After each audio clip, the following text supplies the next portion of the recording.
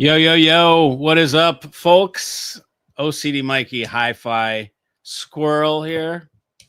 It's funny, I'm not, even though I'm OCD Hi-Fi guy, I am more chilled Hi-Fi guy these days because my Hi-Fi is figured out. That's why my Hi-Fi is checked off the box. I don't need to monkey with it anymore. I don't need to worry about it every day for the rest of my freaking life. So instead, I think I'll do cool shit like race motorcycles, go on the track with motorcycles or Porsches or whatever the fuck. The motorcycles were way more fun, anyways. Totally more fun. Cars. After taking that car out and realizing I'm driving around a $210,000 car, I'm just like, whatever. Whatever. There's cars that are more powerful and handle probably similarly, maybe not as good, for a lot different. I don't know. I have a different opinion about Porsche. Is a great car. Don't get me wrong. It's a beautiful car. There's nothing wrong with it. But the motorcycles are way more exciting, way more visceral, way more exciting experience. Stella Artois 00. That's what's going on today. You know what's funny is I don't even drink this shit unless I'm doing a live stream. That's the only time I drink non-alcoholic beer. I don't really drink it otherwise. Look like Maurice was first, number one. Let's go, Mikey. What up, Joey? Kenny, baby. Hey, everybody. Mikey and Deborah, have a great show, man. Thanks, you two. Hope y'all are having a great time.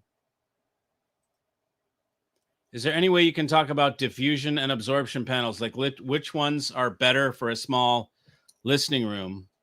Well, I mean, you know, you can't just say, well, you know, you need a combination of diffusion and absorption in every single room. You need reflective surfaces and you need surfaces that soak up sound. In most rooms, you have furniture that counts as absorption, you know, especially if it's fabric, you know, stuff. It depends if you have carpet. If you have carpet, you've already got absorption. You know, if you've got a coffee table in front of you, you've got diffusion, you've got reflection, you know, so there is no general answer to that. It goes on a per room basis. What's your room like? Then I can tell you what would work well. Typically speaking, ASC tube traps in the corners are all you need with a couple little other things. The only time you're really in trouble is when you have a totally reflective room. If you have a hardwood floor, bare walls, no furniture to speak of, glass doors going in and shit like that. Now you got an echo chamber. The echo chambers are hard to deal with. You need to tame that down. But if your room already has carpeting and drapes and furniture and all that kind of stuff, you've already got all your absorption. You need to make sure you got some reflection. So it's done on an individual basis. And so if you're going to do it all on your own, you know, DIY or whatever, and you want to save money, you're going to have to do some research and some learning because I don't even do that. Okay. I sell the stuff, right? I sell the materials. I sell the diffusion panels and I give it to the professionals. I give the room dimensions and the photos and all the information to the company that are the acoustician company. And then they come back to me with a blueprint, basically a plan. Here's how you need to do the room. If I were to learn that, it would take me years and years to learn how to do that. So I just say, just do a mix of diffusion and absorption, you know, and don't do too much of either. And you're good. And if you want to, you know, if you're just setting up a room and you've got the means, just, you know, buy the material. Don't make them yourself. Just buy them. And then the company will provide you a plan, at least if you buy through me. Is granite the best material for a speaker plinth? No, it's not. And again, I'm just giving you my opinions, right? I can't tell you anything is absolute, you know? But I don't think granite has a ring to it. Hey, Tribe, Mikey, your motorcycle vids show that you got bigger cojones than me. Yeah, man, it's good stuff. You know, I love to ride and I love precision driving. I did some in a car, and on the motorcycle, it's just way more exciting. You know, hanging off a motorcycle, flying through a turn, leaning at something that you know you defy physics. Really, it's like, remember, if you've seen a gyroscope and you spin the thing, then you can take it on your finger and bend it way over, and it like stands perfectly still, bent over. That's like motorcycles do. It's super cool. It's a blast. Bikes are a lot more fun. And just like Steve says, bikes are way more fun than cars. And I've had one of the most visceral cars ever made. That's right. He had a AC Cobra, Superformance Cobra with a big block in it. And that is a visceral driving experience, but motorcycles are more fun. Granite makes a terrific plinth. Okay, so he thinks so. It has high mass and stiffness. It's very good at isolating the enclosure from the structure. Okay, so, yep. Listen to whoever you like, me or Steve. I say granite. I mean, and it depends on what you mean by plinth. Do you mean attached to the speaker, or do you mean set on the speaker? The speaker set on granite. And if the speaker is going to be set on granite, what's in between the speaker and the granite? There's just so many things that to give you a general answer doesn't serve you well. You'd have to give me a lot more. Fisher and Fisher SN1000 versus TAD R1. Forget the price. Which one sounds more real in the mid-range? Vocal piano. I think Fisher does. In all my tests, the TAD is a romantic speaker, so it makes things sound nice. It has a very sweet mid-range, but that's the key term. It's sweet in the mid-range, so it sweetens the mids to me when I listen to TAD. I think Fisher and Fisher is more just transparent. It just gives you exactly the music. And I think TAD gives its own signature sound, which I think is its strong point. That's what I like about TAD, is that signature, but it is a sweetness in the mid. So the one that sounds more real, to me, is Fisher and Fisher, because it gives you exactly what's there. It doesn't sweeten anything. But TAD sweetens it. Did I slide the front wheel at all? I certainly freaking hope not, dude. And if I did, I really don't know. I'm not that good to know if I'm sliding my front wheel.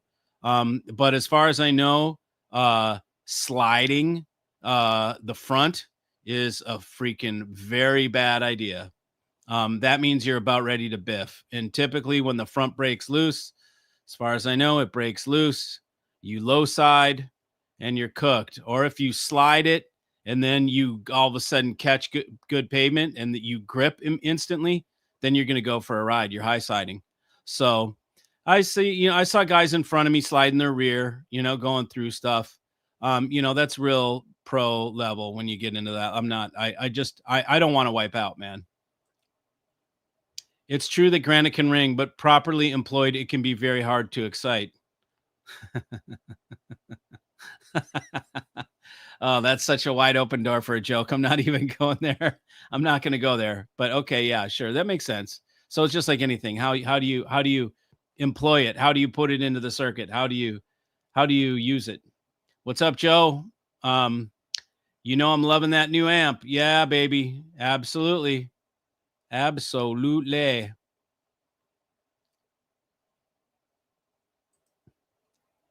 I looked at the 911 ST? What's the 911 ST? I drove 911 GTS, so I don't know what the ST is. Sport touring on a motorcycle. That's what ST means. You excite me, Mike. Glad to know, man. You make me ring. Yeah. So I don't know what those were. Harsha, namaskaram. See you in ATL soon. Good, man. We'll go get some food, man. We'll listen to some tunes. We'll let Harsha finally hear the Mikey rig that he's heard about so much. And then Harsha can comment. Maybe if he feels like being on TV one night, we'll put him on. We'll see what he thinks. Harsha has some legacy speakers that Steve went over and tuned and did a great job. And Harsha's room, from what I hear, sounds very good. And Harsha's a headphone guy. He's got freaking, I don't know how many headphones you got, Harsha, and headphone amps. Let me know. You got you got a face for radio. You don't. I don't have to show your face if you don't want me to, but I think you got a beautiful face, man. You got lovely earlobes. So yeah, he's got a face for radio. Yeah, I got it. Yeah, 11 headphones. Look at Harsha. 11 headphones. How many headphone amps? 6 headphone amps, 3 solid state, 3 tubes. See, he's a cuckoo. This is my guy who's got all the freaking Rolexes, you know? How many watches do you have, Harsha? Let's find out how many watches he's got. He's got a lot of watches too. He's got freaking, he's such a Gators fan that he's got a Gators watch. He's Harsha, by the way, if any of you guys watching are sports fans, Harsha is a sports fanatic. Yes. 37 watches. Look at that guy. What's the goal, man? 100? 37 watches. I talked to a lot of dudes that used to have watches like that many, and then they're like, yeah, and then I sold them all, and I keep 5. They go through the thing. Yeah, but as far as granite goes, when it's excited, it gets rock hard. But boom. Somebody was coming with that. We thought the same thing at the same time. Yes. 3 Gators watches. Okay, he's got 3 Gators watches. You gotta love it, man. Harsha can accessorize. He's got a watch for every outfit. That's awesome. ST is the ultimate street driving 911 for true enthusiast. Also very good looking. Is that the one that is not out yet that they made for the PCA, that there's only like 300 of them being made or less than that maybe? And you enter a lottery in order to get drawn to be able to buy it. The only thing about Porsche is kind of an arrogant attitude. That's the thing about Porsche surrounding the company, is a little bit of arrogance. And so I sort of don't like it. You know, that turns me off. It's a phenomenal car. Totally love the car. I think it's great. You know, I think it's overpriced, you know, for the new ones.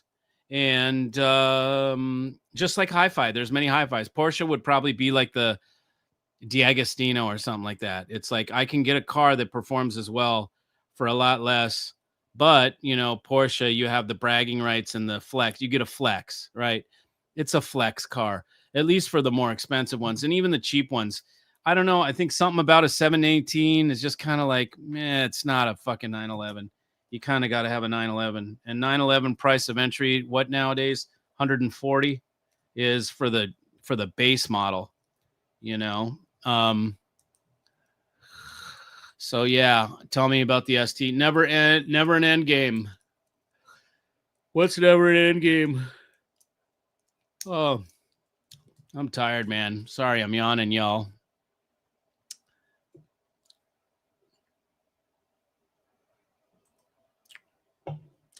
So I'm about ready to drop the video. I'll drop it right now. The 67. Well, there's 69 watching. 69. Oh, good number. So let's see. I'll do the video after. Maybe I'll do it tomorrow because it'll be too late by the time it's after. I like to drop them at like 5 p.m. or 6 p.m. Let's see. It's 9 p.m. 876. Yeah, I'll do it tomorrow. I have a video that I made with Andrew in the guy that I was riding the bikes with, and his 470s. And I sold another pair of 470s today. So 470 is for sure the hottest Fisher and Fisher. It sells all the time. And I should say I sell it all the time. It doesn't sell itself. It does sell itself, really, but it has to do. The funny part is these dealers think, ooh, you know, what's selling for you? And I'm like, whatever I decide to talk about, you know, but that's how they're used to doing. They think it's just the product that sells. That like if they get a company that does good marketing or something, they don't even consider themselves as part of the formula. It's pretty funny. D'Agostino's like a Bentley or Rolls. Porsche may be Burmester. Sure, whatever. It's you know, what I realized is the car that I was in, 911 GTS, is what they called their street car. Okay, that's what he said when he was there. It's Carrera. Yeah, it's a GTS. So it's a higher level of the road car or the street car. But I drove that thing. That thing was every freaking bit of a race car. Maybe it wasn't a hyper race car like a GT is, but we were on a track flogging the living piss out of it. There's no damn road car I've ever been in that could do what we did on that track like that Porsche did. It was stupid. It was like, this thing is so overqualified for the street. It's not even freaking funny. Like it's pretty crazy, and it was automatic too. But you put it into sport mode, whatever, sport plus, yada yada, and the thing downshifts like a manual. Pretty wild. You need some good coffee. I know, dude. But if I have coffee right now, I'm screwed because it's past 9 o'clock. I'll never sleep. I was 69. You were 69. Go adventure rider. Sweet, brother. I just sold my XR. I had an XR set up, man. XR 650L all set up. I'll get an Aprilia Touareg when I decide to do adventure riding, but I'm going to buy it before I actually go do that stuff. I'm not just going to have it sitting here. I don't ride that much around town because what for? You know, it's like my Ducati is just, it's a rape ape. It's a touring bike that runs like a sport bike. I'm not going to drive that around here. The Harley, I could, but it's just so big. It takes up freaking parking spots. The Vespa is really the best for around town. Mikey, thoughts on the new crossover upgrade for the MoFi source point speakers? Touche, Harsha. Harsha's baiting the hook and casting it out there. Hey, what's up, Mikey? Do you smoke cigars with a fancy lighter? I do, as a matter of fact. How would you have even guessed that? Let's see if I have it in my. I could show it to you. It's not in here. It's in my bedroom.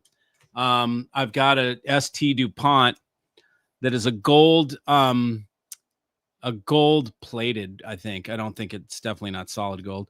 It's a gold plated ST DuPont custom with a dragon and a phoenix on it. You know, and now that I think about it, I wonder if I got it from somebody in California. So I wonder if it was a Chinese guy. It was a daughter. Some daughter sold it because her dad passed and he had a lighter collection and she was selling it off. Anyways, the dragon has a ruby in its eye. So it's got like this dragon engraved on it with a ruby. And then the phoenix has an emerald in its eye. And ST DuPont, those are the lighters that I use if I'm trying to, like, you know, show off a lighter. If I'm somewhere where I think I'll be, you know, the lighter will be seen or something, you know. Ka-ting, when you open an ST DuPont, it makes a signature ting little ring that you can hear. And then everybody knows you got your ST DuPont out. I have to get a new one. I want to get a torch. The one that I have is a cigar, ST DuPont cigar. So it has one that goes straight up, a little gas nozzle, and then one that goes straight out. So it has two flames. They're like this. And then you kind of put it at an angle and you can light your stogie. But I kind of like torches for cigars. So typically I don't use those, but I do have them. You know, I don't carry around an ST DuPont with me. They're heavy and, you know, there's really no need. I really just use matches, typically wood matches or a cedar strip. Compared to many other supercars like certain Ferraris, McLaren, the ST 911 is a bargain in comparison. I don't know, brother. But of course, it depends on what you compare it to. The ST drives better than basically anything. Well, what is the ST? Let me see, because you're talking about something.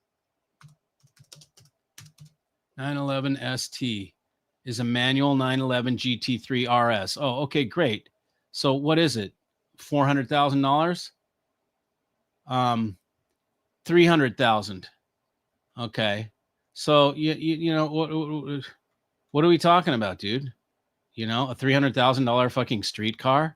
It's bullshit. Okay. Let me just be straight with you. A $300,000 street car is a fucking flex. It has nothing to do with how you can drive on the street. You can't drive, not in America. You know, maybe on the Autobahn you can, maybe in the Swiss Alps or some shit like that. This car would be great if you're a billionaire or whatever. But here it doesn't make sense. You know, it's just a flex. You're going to be stuck in traffic with the fucking Toyotas, you know, and if you do try and drive it hard, you're going to get a ticket, you know, because these cars are faster than living shit. So it's 518 horsepower from a GT3 and a manual. Yeah, so that is super cool. We saw there's very few that they make in manual anymore. The car looks hot. It looks awesome, but I think it's a flex. It's kind of an arrogant prickmobile, you know. It definitely drives well, but even though it's just an arrogant prickmobile in my opinion, but that's not, I'm not totally solid in that opinion. I think that's my inkling. Now, a McLaren you can get for $100,000. You can get, I know there's ones that are 300, but for 200,000, I don't know, but it looks like I could get a McLaren that could spank that 911.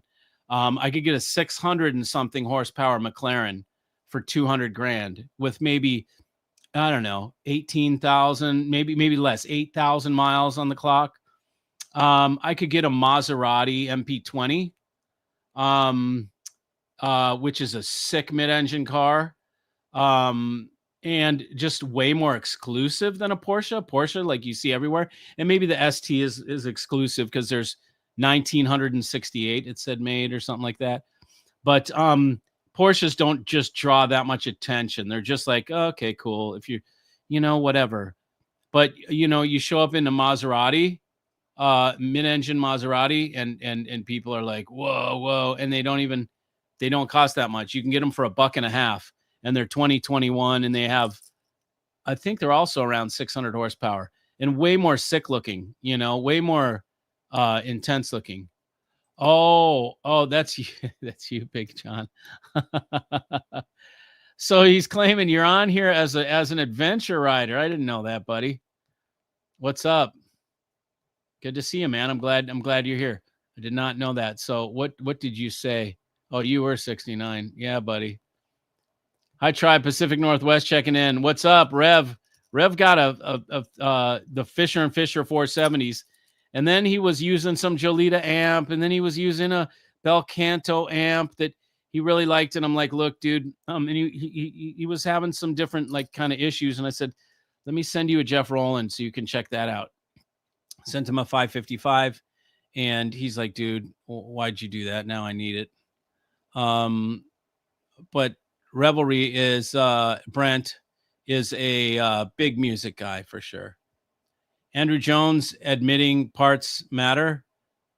I have no idea. My guess is it's Danny. Did Danny figure out a crossover upgrade for it?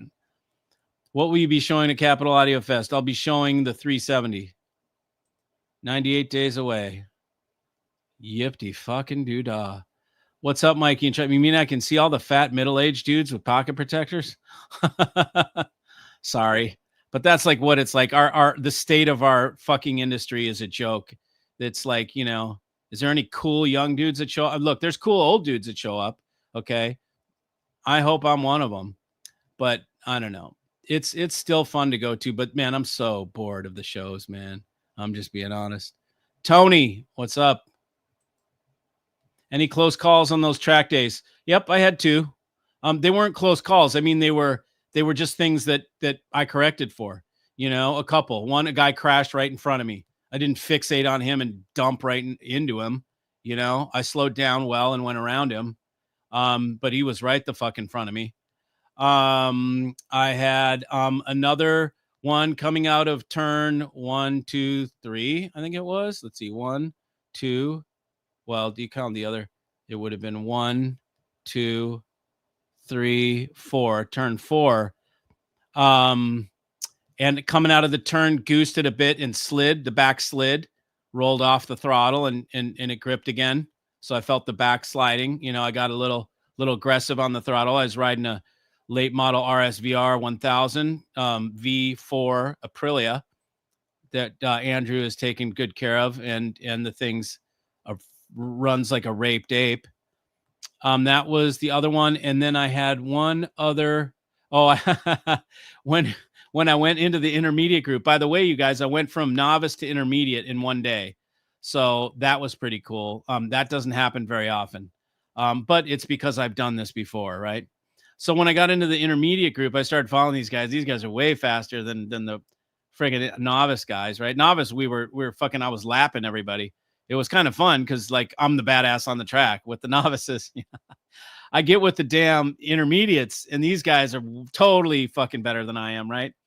But I start following them, and I'm watching their lines, and I'm catching out like, damn, they're just leaning into the turn so beautiful and graceful and deep, and I'm like, God, that's fucking awesome. So I follow them, and I'm following them at speed, and I come over turn one at the end of the stretch, and I'm like, oh shit, I almost went in the grass. I just nicked the grass, like right over the rumble strip, and I was like, oh shit, because I was came in a little hot for my comfort. I could have made it if I just leaned into it more, but I was a little, nervous or whatever. But so that was one close one. And then I thought I had another. But that's it. Just little things like that. Little things where you're like, oh shit, and then it's over, and you're like, okay, it reflexes, Mark and Moidle, another cigar question. Should all cigars draw fairly easy, or is it generally hit or miss even with the same brand? Okay. So it's a great question. A good cigar should draw easy and even. Okay. The best cigars draw very easy and totally even. And the ash is like white or gray, and it's really dense ash, and it doesn't fall off easy. You don't get these pieces of ash peeling back and curling little ashy flakes. They don't. The best cigars, the ash stays nice and tight. It looks like a stack of nickels or something like that. It looks like just really tight. Those are the best stogies. Because they're just, you can tell the construction of the cigar when it burns like that. But the reality is sometimes you get cigars that don't draw that easy. They take more of a puff. Now, I should preface that by saying it shouldn't be fully easy where you're just like with no resistance. There should be a little bit of resistance in there and then puff a big plume. But if you really have to draw and you're having and it seems to want to go out or something, and you really are trying to draw on it, that's a pain in the ass. And then whatever you do, you don't want to do two things. One thing is you don't want to like make a tunnel, drill a tunnel all the way down there. I tried that one time ago. I thought, oh, that's a good idea. I'll use my drill press and a long ass bit and just drill out the center of the cigar. When you do that, all you do is suck air in.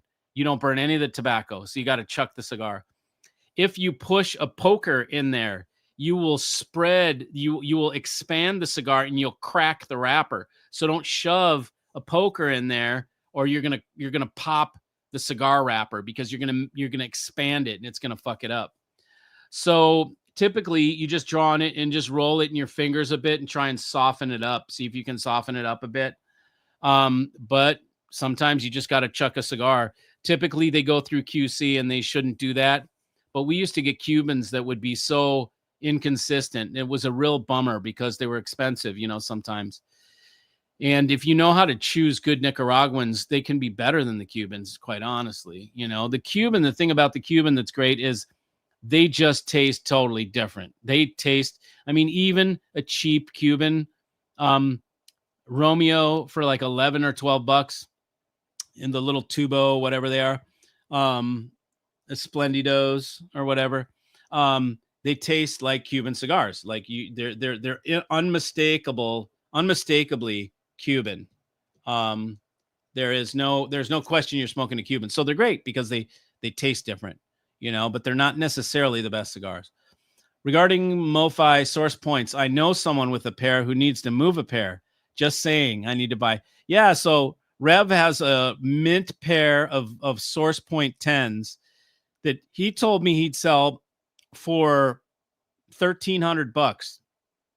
I think that's pretty much lower than anybody on the internet, and he's in the tribe. So somebody buy him from him, man. You know, that's like nothing, dude. That's so cheap for a pair of speakers. Aston Martin is that car to me. Yeah, I know. I love the Aston, bro. I would love to get the Aston on a track and check it out. It's not going to be I'll tell you the real secret is the F-Type R Jaguar, 575 horsepower, all-wheel drive. You know, you do some work on it, you get it up to, you pulley it and shit like that, you get it up to 600.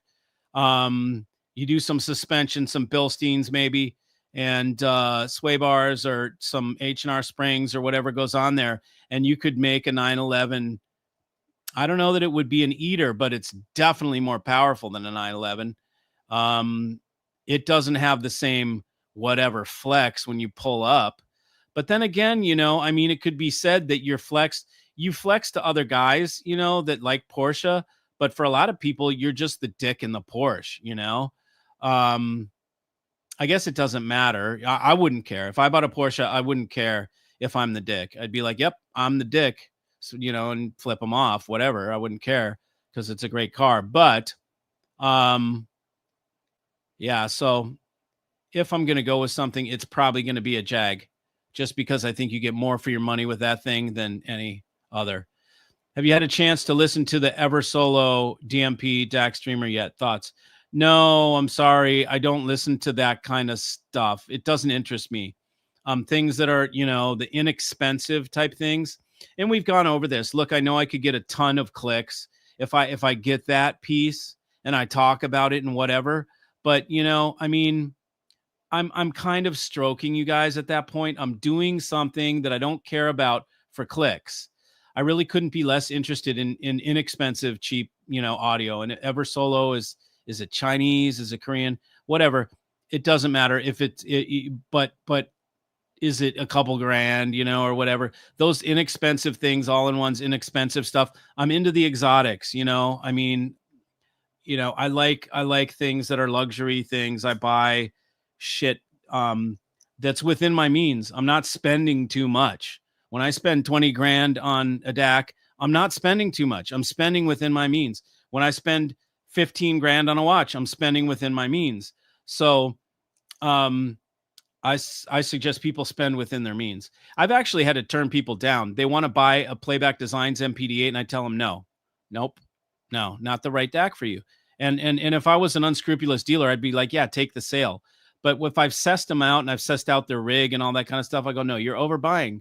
You know, it's not the time for that. You know, get an audio analog, you know, or something like that. What about audio? What about audio, Steve? A 250 horsepower Miata would be way more fun on the road than most of those supercars. It's true. Miata's a race class, and there are plenty of people that work on Miatas and they're convertibles, and you know, you could have a blast in them. It's just you kind of look like a kid, you know, but if you don't care, it doesn't matter. Then you're in the little Barbie mobile and it's cute. Fuck it. Paint it pink, you know, go for it, man. You know, bedazzle the rims with some little crystals and shit. You know, I mean, fuck it. Hang some pink dice and just really flip people off. Just be like, yeah, I know I'm in a Barbie car, so I'm painting it pink for you guys. But yeah, they do. And the same with Mini Coopers. The only thing is, I think Mini Coopers are front wheel drive, and screw that for a for something on the road. I don't want a front wheel drive. I'm pretty sure the Miata's rear wheel drive and manual, but regardless, even though the Mini Cooper is front wheel drive, it's supposed to be a blast to drive. It's like a little roller skate, you know? But you know, there's something about a roaring V8 or a V6 that sounds way cooler than a Miata. You know, I don't, and I look, I'm not disputing they would be great on the track, but the sound of it just sounds fast and furious, whatever, you know? And I don't even think the Miatas have, well, wait, it's a Mazda Miata, right? But I don't even think they have the rotaries, do they? If they had a rotary, it would be really cool, but I don't even think they do. What about the Source Point 10 crossover upgrade? Is there such a thing? I think he was doing that just to pull my chain. Because he knows I'm not into those. Hey, Mike, could you explain the difference between the Grande Notte Volta streamer over the AGD and MA3i?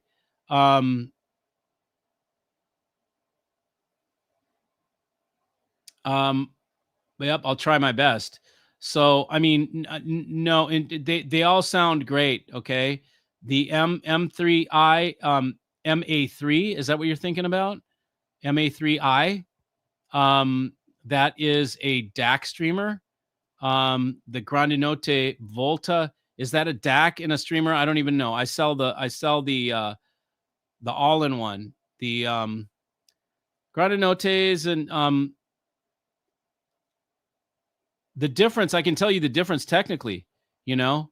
Grande Nottes and AGD are both R2R.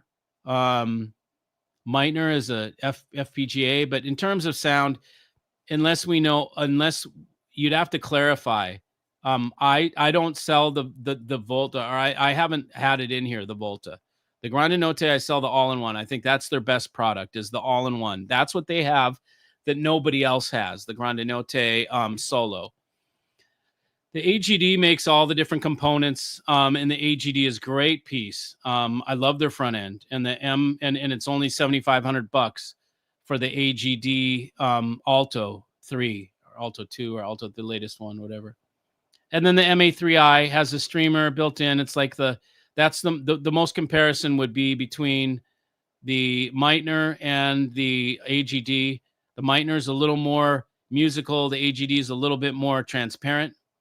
And the AGD has two different versions. One is about half the price of the MA3i. So for $7,500, there is no better combination of streamer and DAC than the AGD. The AGD is my absolute choice for $7,500.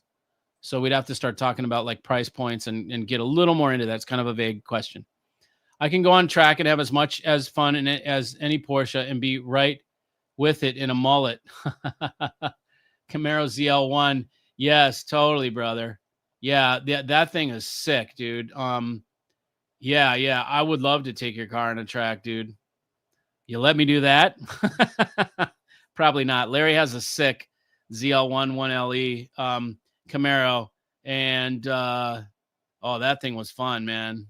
That thing was fun, and that sounds like a roaring V8 as well. Really a killer car. McLaren, Maserati don't drive as well. Okay. Right. They're probably, harder on the road. A Porsche is probably more compliant on the road. I'm sure McLaren and Maserati drive more like a race car, and you bonk around. Even Porsche build quality is superior. I'm sure it could be, but does it have a carbon fiber monocoque tub like the McLaren does? No. But I don't know. I'd have to open them up and look inside and then have somebody show me to believe it. Yeah, so I don't know. I want to like the Porsche, it's like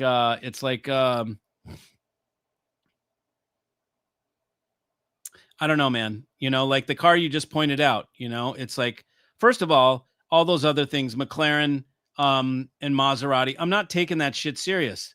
Okay. It's not a road car. It's a fucking race car. So it's all it is a dick flex. You're flexing your heart on in the street, and you're doing it for other men, which is the whole thing. I guess maybe some chicks like it too, but they just like the idea of the money. They don't really, I think very few of them really are like, oh, is that a McLaren? What year is it? It's got the V12 turbo. Yeah, that thing does 3.8 in the, quarter, whatever the fuck, like they're not into it that way. They're just into it because they know daddy's got a big fat, wad of cash, but so you can't use it on the street. It's the same as having a sport bike on the street. Totally useless. A Ducati Panigale on the street. Oh, really? Why, dude? Why do you even have that? Just to be that guy, just to flex, just to be cool. because you can't use them anywhere near, even a Porsche, you can't use it anywhere near its performance. So it's kind of stupid to have it on the road anyway. So in that regard, even but a Porsche, I could kind of take serious. A base model 911 or something like that, I could take as a daily driver. Carrera, a Carrera S, something like that. You could drive it around as a daily driver, and it would be cool, and be nice around town. But I would imagine it's better in certain towns than other. In Atlanta, whatever, where I live, no, not a Porsche. In San Francisco, yeah, a Porsche. In some of those, in some places it would be great. Other ones it wouldn't. A Maserati or McLaren, it's just a flex. It's a fucking race car. It's a formula car, whatever. It's uncomfortable. It goes way faster than you can drive it. It handles way better than you know how to drive. So they're kind of, they're silly in a certain way. They're okay. You can take them to Cars and Coffee, whatever. You want a fun car, put a 250 horsepower Subaru Boxer, an 1,100-pound Beck Spider. Yeah, no doubt, dude. Now that is a cool car. James Dean is back. Yeah, well, that would be great. But that's, again, you throw that on a track, man. You can't, you book around town, you're just going to get in trouble, man. You can't drive that. The way that thing can drive, you're just going to get a ticket. How about trade any Zycar? I have a Zycar. I have 2 Zycar cutters. I don't know what Rattray is at all, but I do have 2 Zycars. I'll hang with the young headphone geeks. They got great ears. Fair enough. I'm not stopping you. Let's go for a ride in my Audi down the Natchez Trace. Better stock up on the pens, dude. The only reason I'm shitting myself is if I feel that you're a shitty driver, then I'm going to be scared. I'm not scared of driving fast in a car, trust me, but I have to trust the driver. And if you are making weird, erratic movements and shit like that, then I'm going to be scared because this motherfucker does not know how to drive this car, and I'm scared. But if you're a good driver and you're smooth and predictable and you just drive faster than shit, I'm not afraid of the car. McLaren carbon tub chassis is what makes it handle well. The engine is so-so. Okay, I'll accept that. Maserati, great engine, but so-so everything else. Okay. McLaren aesthetically looks exclusive. Maserati is more classic GT. Yeah. Yep. I get it. Again, hard to take those cars seriously. When, it's a track day machine. Like, I would take it on the track. I mean, that's where those things where you can really run them, man. Otherwise, you're trying to do track shit on the street. You got to go out at 6 a.m. when nobody's on the road, and you got to rip through the neighborhoods, and then hope there's no cops sitting there. Rev, what do you think about the 555? Do you have it? He's got it. What do you think? Brent? Ferrari is definitely overpriced. Yep. The Roma looks beautiful, but you're paying for makeup.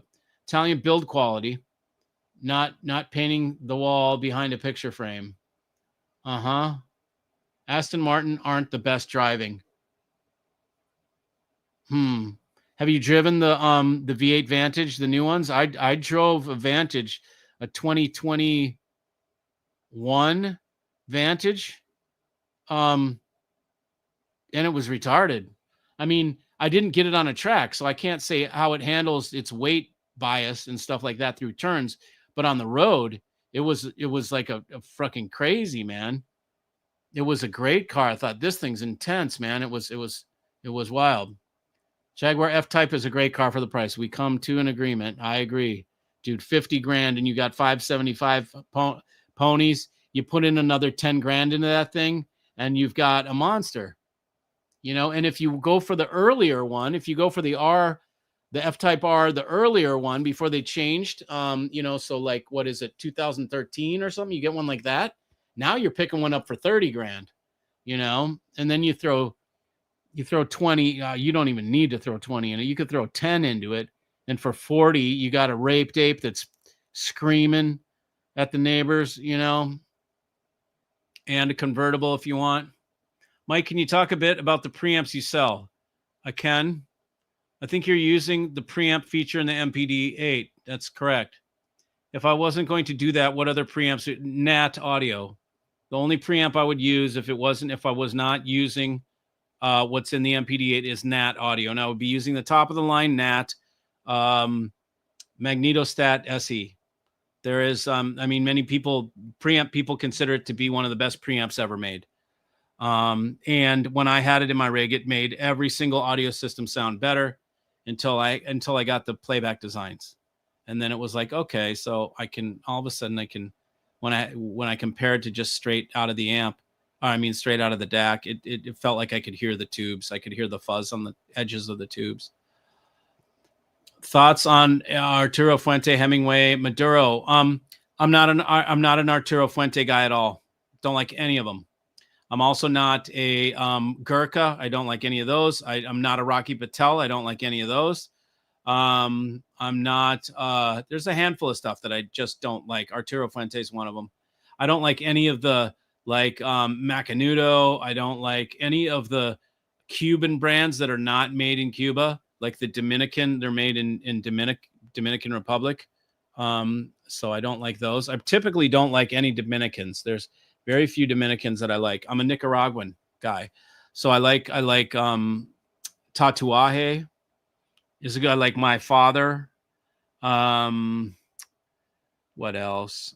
Those are two that I can think of that off the top of my head. I like some Drew Estate, not the acid bullshit, but like the Liga Privada #9 is a really good one. Yeah, handful. I've got a lot. I've got to smoke through. Tom Clark, the 555 is in my room and it's awesome. Jealous, my friend. Congrats. Hard to give it up once you've heard it, I'm sure. Tom, come check it out, buddy. Sven, Jaguar sounds phenomenal. It's much fun to drive. It makes you smile for sure. Downsides are build quality. I know, the interior. Reliability, it's a Ford, isn't it, brother? Ford 5.0. How's that not going to be reliable? Shifting speed. What you're saying, there's lag in that auto. Chassis stability. Okay, so we can throw in some strut tower braces. We can make the chassis more stable. We can do that with springs and springs, struts, strut tower braces, torsion bars in the back. Right? We could go with bushings. We could go with urethane. We could stiffen it up, I think. And it's a road car, dude. That's the real thing that I'm talking about here. Like, I'm not going to throw it on the track. If we throw it on the track, maybe we could complain about some of those things. I get the build quality. It's kind of a little plasticky, but fuck, dude, it's 30 to 50 grand, for 575 ponies. I don't know about the reliability thing. I can't agree with you on that. As far as I know, that's a Ford 5.0 liter supercharged. I think it's bulletproof as far as I know. And I don't know about the shifting speed. I don't know about that. I don't know if that is something that you can fix with the software, or if there's a lag or something like that in it. But yeah, interesting. I don't fit in the Miata anymore. Yeah, well, go on a diet. Funny, I don't want to be tempted. Yeah, well, why not, man? You want to get off the merry-go-round, don't you? That's the idea. When you quit drinking, was it a huge adjustment to enjoy the music from your system again? No. It took me a few years. No, because when I was drinking, I couldn't afford an audio system, because I was extremely irresponsible. So I spent my money on drugs and alcohol and women, the three things that were the only things that I cared about. So I didn't listen to audio. And then when I went sober, I realized, holy shit, I really like music, and I like to read, and I like to all the other shit that I do, right? It all came back to me. So no, it wasn't. I never sat and drank and listened to music. I was way too hyper when I was drinking. I needed to be moving around. I could never sit still. I was never sitting still. And if I was loaded and I was listening to music, it would be live music. And then I was like getting into it. And then, You know, who knows? Doing lines in the bathroom. You know, it was never a pretty picture. It was I had to quit. There was a Source Point 10 upgrade. There is a Source Point 10 upgrade. Oh, okay. So they didn't make it as good as they could make it. That's I find that hilarious. Okay, so if the factory's offering an upgrade, that means they didn't make it to the max. They made it to a price point. And then, hey, if you want the good shit, give us, $1,000 extra bucks or whatever. Mazdas are a 2.0 4-cylinder rear-wheel drive. Okay, so you got me with rear-wheel drive. I'm cool there. 2.0 liter 4-cylinder. No, man, you don't got me with a 4-cylinder. And I know you can make good ones. I'm not saying they don't make power. I think I've got a 4-cylinder in my 330 horsepower freaking, XC90 heavy as hell Volvo that's fast, So I know 4-cylinders can be fast. I just don't like the sound of them. I hate the sound of a 4-cylinder. Even in my Volvo, I can't stand it. It's like I like the sound of an 8 is what I like. Miata is a straight 4. Oh, cool. It's a straight. If it's a straight 4, that's way cooler than a V4. It would, well, there probably is no V4. Now that I think about that stupid comment, all 4 cylinders got to be a straight inline 4, or you wouldn't get any torque. You need it inline. Yeah, it's called the Master Edition SP10 crossover. Oh, okay. Master Edition, the Master Baiting Edition SP10 crossover. That's funny. They come up with the stupidest names for this shit. Master, really? So what did I buy? I bought the Slave Edition, and now you're going to sell me the Master Edition so I can upgrade from Slave to Master? It's retarded, man, the shit they name this shit. And it's always the same. Master, reference, extreme this, extreme that, reference, crescendo, fucking whatever, Italian name, insert Italian name now. If you want a visceral experience, you need to drive a Porsche 930 Turbo, the Widowmaker. Yeah, I'm sure, man. Yeah, I'm sure, bro. I drove a 911 Turbo. I can't remember what year it was. I think it was like 92 or 93. And I remember those old 88s, those ones. My second job was at a Porsche Audi dealer, and I was lot boy, like wash boy. I'd go out and I'd have to wash the cars in the lot, line them up, but it was great because I got to drive whatever was in the used car lot. And then when a lot of times when the service writer would write the ticket, I would take the car from where the customer dropped it off and got to drive it into the lot. So with those wicked cars, I remember Audi Quattro Sports and shit like that some of the customers had that they used to track. But I'd get to take those very short little distances. What I would live for is when I needed to go pick up one of the dudes downtown, they'd say, just pick a car from the lot. And I'd always pick the wrong fucking car, the one that I wanted to drive. And then you show up and the guy who's getting picked up has his bags like at the airport, and he just looks at you like, you little shit. I should be picking like an Audi a 5000 so that he's got room and he can put his luggage and shit. And I picked the Porsche 914 with 6 that's like all pimped out. And we got to like shove his shit in the back. And then I'm driving him back, rap, and the dude's just shaking their head. Little fucker is going to lose his job. MoFi has an upgraded crossover kit for the Source Point 10 Master Edition. Yeah, we got it. Just Jones upgraded the parts. Good. They're going to charge you more because they didn't do it well enough the first time around. Hey, Mikey, check out the Lotus Emira. Fabulous. Yeah, I looked at it, man. I know a car guy pretty well that had some time with the Lotus, and he said Lotus has absolutely horrible ergonomics. He's like, you can never see the steering wheel's right in front of the speedometer. You can't see the speedometer. It looks cool as hell. I'll have to go drive it. That's another car. It's got a Toyota engine, right? Like, I know it's a great car, but a fucking Toyota engine, maybe it's really great. I'd have to go drive it. That's what I was told. Just go drive it.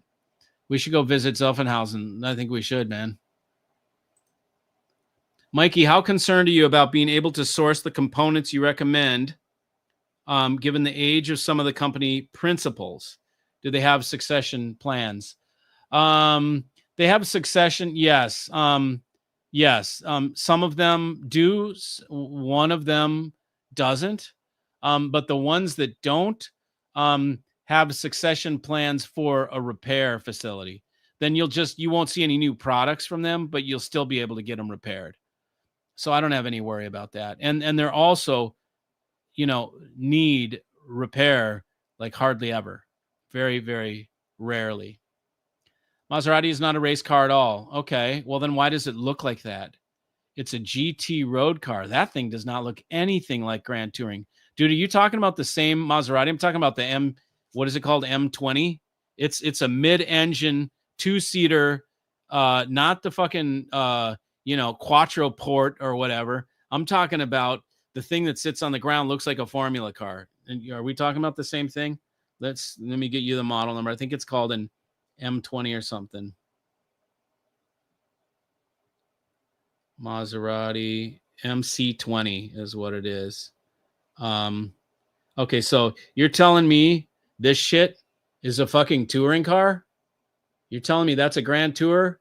That doesn't look like a GT car to me, bro. Let's see if I can get it a better focus. Look at that thing. Is that a GT car? That looks like a fucking race car, bro. So let me know. Here's a better shot of it. That's Grand Touring. Looks like a mid-engine ass kicker to me. Where are we? Come on, baby. Focus. Yeah, I'm not getting good focus, but it's a sick car. And it's a Maserati. That's the way a Maserati should be. Those other ones are kind of like Ghibli and shit like that. Whatever. These babies are sick. That thing's badass. Bad to the bone. But again, what are you going to fucking do with it? It's just a flex. You're not going to drive it around on road. Grand Touring, you're going to take that on touring? You're going to take that across the country? I mean, maybe if you're on the Gumball 2000 or whatever. But that thing's beautiful. So tell me if that's the one that you're thinking. Jaguar F-Type drives better and more fun. Okay, but, make sure we're talking about the same thing. Toured Ryan's shop. Wow, he still has a few Legacy series that are ready for drivers. Absolutely gorgeous, but his new speakers are coming soon. Stoked for him and believe he will again steal the show. Yes, and you know who is the going to be selling them as the only seller in the United States? It's going to yours truly. So that will be really cool. Ryan will make them. Mikey will sell them. And I believe in Ryan, man. Ryan knows what the hell he's doing, boy. He's going to make some of the kick-ass shit. I know what he's got up his sleeve. The best street car is the Honda S2000. Too bad Honda stopped building them. Yeah, again, it's a Japanese. I'm going Lexus, bro. I'm going Lexus. If I'm going, I'll get a Lexus V8. Honda S2000 is a pretty cool little roadster. No, I'm sure it drives and it's fun, but not my thing. It is not the best handling car as Lotus. I think McLaren hired some Lotus engineers to set up the chassis and suspension on some of their cars. I do not know enough about it to be able to tell you that. Lotus has a lot of history in racing. They do. They certainly do. The feds are going to lower rates in September. What rates? Prime rate. By the way, I still love a terrifying, terrible one monster vet. Yeah, man, for sure. That thing was fun. I wish we didn't have rain, man. We could have flogged it a little harder, but it was still cool. That was cool. Corvettes are their own thing, man. They're like Harleys, they have a certain thing going on. It's like a NASCAR or something. They're just raw and just unruly and noisy and piss people off. And you're that guy. In the vet, you're also that guy. You're that guy. Totally fun. Interesting, but they had to change up. I mean, for them on the track, they had to get all that weight out of the front and go to a mid-engine, which is what they did. And they did a great job with it. But I love the looks of those long nose vets, man. I like the C7. I know you're a C6 guy. The C6s are badass, totally. I just like the more angular and aggressive shape of the C7, but I hear they're not as visceral to drive as the C6. Tom Clark, you need a 555. Hello, Mikey and Tribe. Any recommendation on a good book of acoustics? Okay, so you got to be more specific. What do you mean by that? You mean setting up a room acoustics? Do you mean audio? Do you mean high-end audio? Do you mean how to set up an audio system? What do you mean? And anybody's free to answer. Let's talk audio. Okay, you start. Aston Martin on the road is great. On the track, not so much. Okay, well, that would make sense. Okay, but I am buying a road car. I'm not going to track my car. Porsche eats it. Of course it does. On the road, the Aston might be more fun. And it's more, there's something a little more elegant about a Porsche is like a rich boy's toy. And Aston Martin is fucking James Bond's car, dude. So an Aston Martin has higher class level to it. Even though I know Porsches are classy, but there's something about them that's just kind of boyish, you know? An Aston is a fucking man's car. It's a gentleman's car.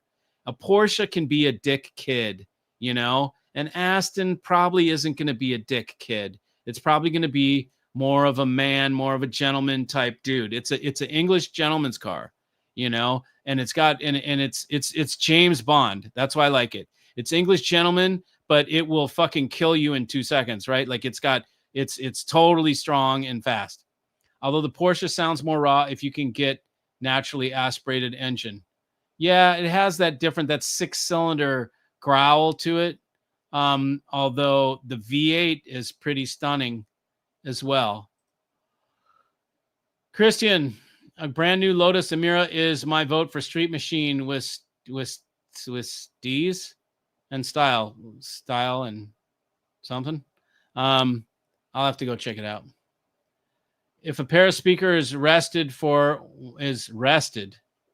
150 watts, what does that mean? Rated for 150 watts. And you hook it up to a 500 amp. No. If your speaker is rated for 150 watts, you're safer with a 500 watt amp for sure. Because you're not going to clip the amp. You're going to bottom your drivers out, which won't break them unless you do it really hard for if they just tap and you hear them bottom out, you can turn it down. But if your amp is underpowered, if you got a 150 watt amp on a 150 watt speaker, you're going to be running that amp at redline. You're going to be winding the piss out of that amp to get any volume. If you have a 500 watt amp on 150 watt speakers, it's barely going to be working. It's going to be in its most linear operation of its first, 10% of its operational capacity. So you always want to be way over with the amp, but not always, but it's a good thing. It's a good thing to do. Now, the Jeff Rowland 555 is 150 watts. We can and there are a few things where they're exceptional, but and we could also say if you hook it up to a shitty 500 watt amp, then it's not going to matter. You're better off with 150 good watts than you are with 500 shit watts. So again, the question is very general and it's hard to answer in a direct manner. Jaguar F-Type starts at 78K, all-wheel drive over 100K, still a bargain. They don't make them anymore, as far as I know. They don't make them anymore. And so they're not. The all-wheel drive, you could get it with 20,000 miles on the clock for 50 grand. Who gives a shit 20 grand? I'm going to flog the piss out of it anyways. I don't buy cars to like keep them pristine. I buy cars to freaking use them. Same with watches. I buy my watches to wear. I'm not scared about getting a scratch on it or whatever. I don't want to break the crystal or whatever and smack it into anything, but I'm not like anal about my shit. So I don't mind buying cars with 20,000 on the clock. I don't want anything over 20. So it'd have to be 20K or less. So it's basically just broken in, and I was shopping for them last night. So I know how much they cost. They're 50 grand. Jaguar reliability in terms of electronics. Dude, that's old school, brother. That's old school. You're talking about back in the day, man. You know, what did they have? Were they Bosch, or they were like back in the day? They were. Oh, I can't remember the name. There's a name for those electronic ignitions and all that electronics that were on the old ass Jaguars, and I can't remember what they were. But if they're British electronics, they probably suck. You know. Yeah, I don't know. If they're German, they're probably solid. Ever since you gave up drugs, women, and booze, you have become boring, but a lot wealthier. Randy makes the upgrade. Randy, who's Randy? Don't even know who Randy is. They used cheap components on the SP10 crossovers. You don't say. It's a Chinese fucking speaker. Andrew Jones designed the SourcePoint V10, and then he decided to offer a very similar upgrade to the SP10. Andrew mentioned for harshness. Of course, it was a harsh piece of shit. I mean, I shouldn't say it that way, but that was the first thing I noticed. I went into the show when they just released MP10 and SourcePoint 10. Oh, so there's this. In fact, I was so turned off by it. I made a SourcePoint 10 killer. I have them in the other room. Crushed the SourcePoint 10 for the same price. $4,500 was my target price. Floor standers, 4 feet tall. With I still got them, man. If somebody wants them, dude, buy them for $2,000. You can have them for $2,000, 1,000 per speaker. You know, I've got them in the other room. If not, I'm gonna sell them locally. You know, take them for $1,500. I don't give a shit. You know, just come and get them out of here. Yeah, so they used, they were harsh. Okay, great. So Andrew mentioned for harshness. He knew they were harsh, and then he was okay with that design. Like what the excuse my language, I'm going to swear right now, but what the fuck is wrong with people?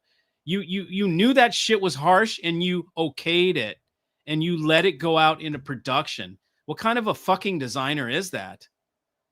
I don't get it. Like, oh yeah, my shit that I designed before was shitty.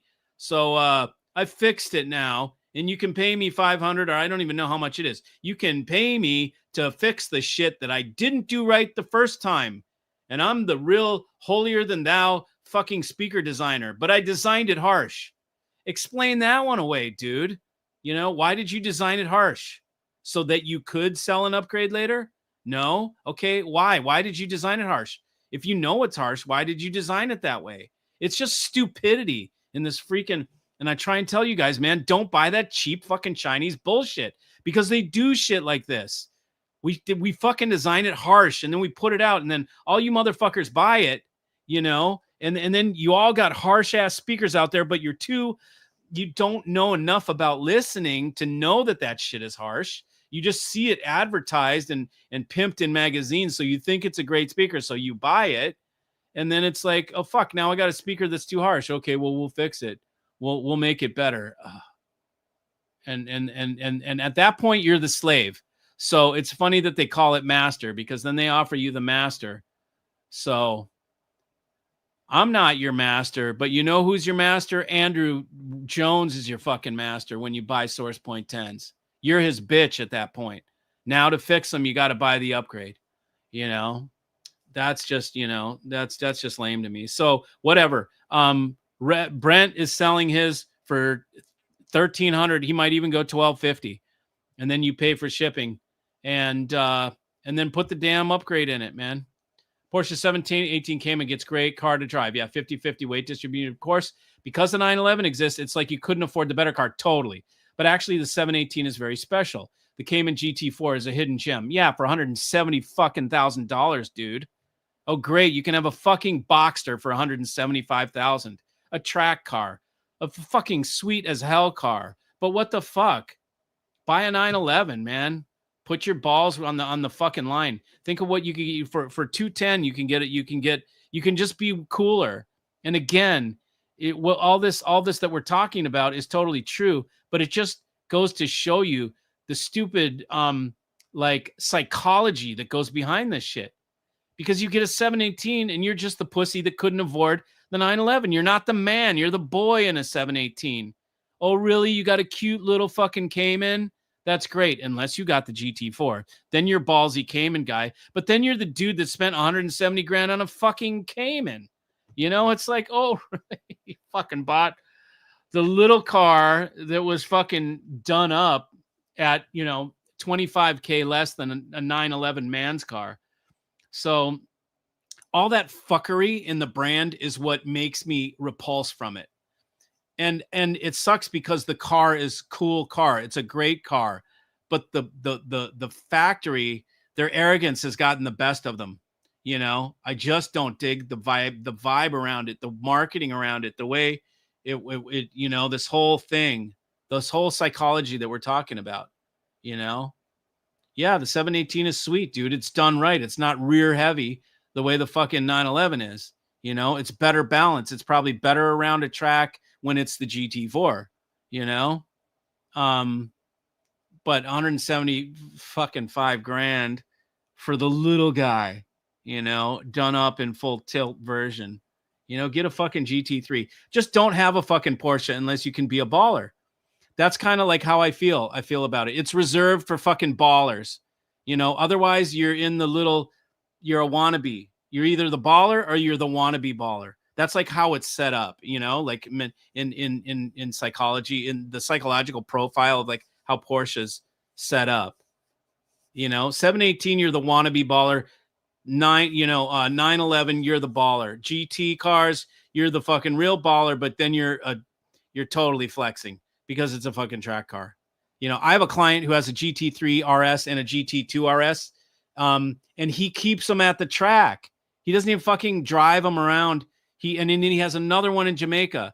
So he's got two GT3 RS. One he keeps in America at Barber.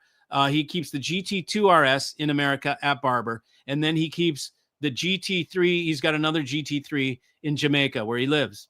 And he's back and forth, But that's how you do a fucking Porsche. You're a fucking baller and you have all the money that you ever could fucking want. But otherwise, it's like you're trying to play in a big boy's game. You know what I mean? So I can't play at that level. I can't do it, man. I don't have throwaway dough like that. I'm still like trying to make my millions. The magic of Fisher & Fisher is they make the best speaker for that price range. Yeah, well, for sure. And I don't know. Does anybody know a better speaker? Tell me. Let's say, I think what Johnny's saying is at whatever the price range is, Fisher & Fisher absolutely obliterates anything else at that price. For sure. I would agree 100%. Thomas does not skimp on crossover or drivers. He builds great speakers for the price in the room. You buy what fits the room and your budget. Yeah, totally. I don't think I'm trying to think what speaker's better. I don't like Wilson better. I don't like Magico better. I don't like Sonos better. I don't like YG acoustics better. I don't like what's the one with the E Estalon. I don't like Estalon better. I like Fisher & Fisher better than all of those. They're just the most natural sounding and real. You had a 930, a 1979 full tilt Widowmaker, dude. My bad if this is too personal, but did messing with women during your Bukowski drinking era cause any health issues? What? He's asking me if I have HIV. Like, that's fucking hilarious. No, I don't have HIV. I don't have herpes. I got lucky, because I banged a lot of chicks without rubbers, without a rubber. I wasn't like I was not a responsible guy. I got lucky, man. I had angels on my shoulder. Angels were looking over me for sure. Haha, Mikey, that story about picking up the dude at the airport, still giggling. Yeah, can't you see it? Just like an idiot kid. I'm 18. Let's see, was I out of high school yet? I think I was still in high school. So I was like 17 or something, maybe 18, and they say just choose whatever car, and I take the 914-6 that's all pimped, because I know there's no way I'm ever going to get to drive this car on. They're never going to let me go drive it out on the road. So I have to drive from the dealer all the way downtown. And I'm like, I can rip this thing on the freeway on the way. I can just drive it fucking hard. You know, I'm not taking the Audi 5000S fucking sedan shit. Total idiot, typical kid. You know, give me an inch, I'm taking a fucking mile when I was a kid. That was so funny. Just the look on his face. He just shook his head. He's like a big dude too. He's big pot belly. He had to get down in that little car and sit on the floor, basically. This little ass skimpy seat, you know. Hey, Mikey, would love to hear your thoughts about point-to-point wired components. It's cool, man. Do you think it improves the sound? PT, point-to-point wiring, is getting rare nowadays. Yes, man. I mean, look, if we're getting totally, we're going to go hyper down the rabbit hole, OCD, hi-fi, then yeah, point-to-point's the shit. There's no silly little fucking traces stuck on fiberglass to like carry your signal or whatever. Now, the cool thing about the silly little traces on fiberglass is that you can keep their proximity apart at a graduated level, and it will maintain that all the time. Whereas point to point, you can route it certain creative ways if you glue it down and stuff like that. But when you see these point to point things where everything's kind of flying and moving around and none of it's secured down, you know, if that shit gets moved, you know, inside, you can get things closer to each other, wires that should not be really, that might induce noise into other wires.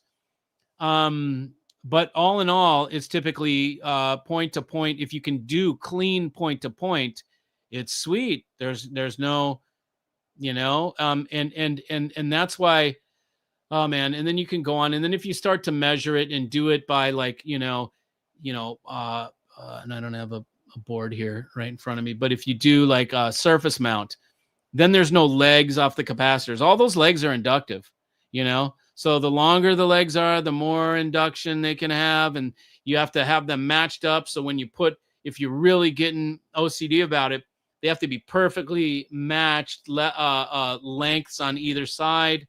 The layout and the routing of everything has to be done very well. But yeah, if you can get a really well-made point to point is the shit, man, because there's no little shit-ass board to hold them all together. The board is meant for ease of manufacturing because you can robotically insert shit into it, and it can do it. You can do it faster. The circuit it's easier to assemble. It's an assembly thing.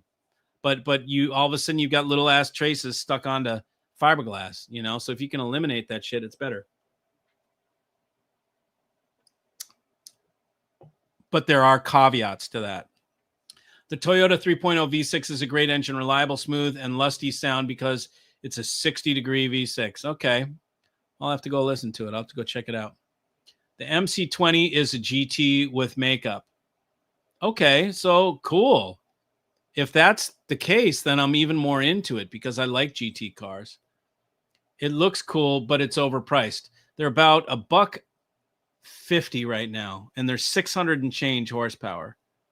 For one with like 8,000 miles on it. Is that overpriced? That's less than the Porsche.